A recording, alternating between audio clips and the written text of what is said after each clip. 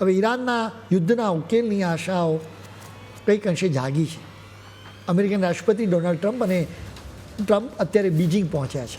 America અને ચીન આમ તો કટ્ટર દુશ્મન છે, એટલે જ ટ્રમ્પ અને ચીનના રાષ્ટ્રપતિ શી જિનપિંગ વચ્ચેની આ મુલાકાત પર સૌ કોઈની નજરો હતી.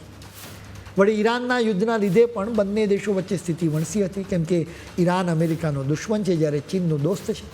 એટલે જ આવી સ્થિતિમાં આખી દુનિયાએ તેમના બંનેના એક નિવેદનને વધાવી લીધો. વ્હાઇટ હાઉસ તરફથી નિવેદન આવ્યું કે ટ્રમ્પ અને જિનપિંગ સહેમત છે કે હોર્મુઝનો રૂટ તો ખુલ્લો રહેવો જોઈએ. વળી અમેરિકાના વિદેશ મંત્રી માર્ક રૂબિયોએ તો એમ પણ કહી દીધું કે અમેરિકા ઈચ્છે છે કે યુદ્ધ પૂરું કરવા ચીન ઈરાનને સમજાવે. આ બધા વચ્ચે જિનપિંગ તરફથી ટ્રમ્પને ચેતવણી આપવામાં આવી હતી. જિનપિંગે ચોખ્ખી વાત કરી કે અમેરિકા અને ચીન વચ્ચેના સંબંધોમાં તાઇવાનનો મુદ્દો સૌથી સંવેદનશીલ અને મહત્ત્વનો છે. જો આ બાબતને સાંભળવામાં જરા પણ થાપ ખાધીને તો બહુ ખતરનાક પરિસ્થિતિ ઊભી થઈ શકે છે.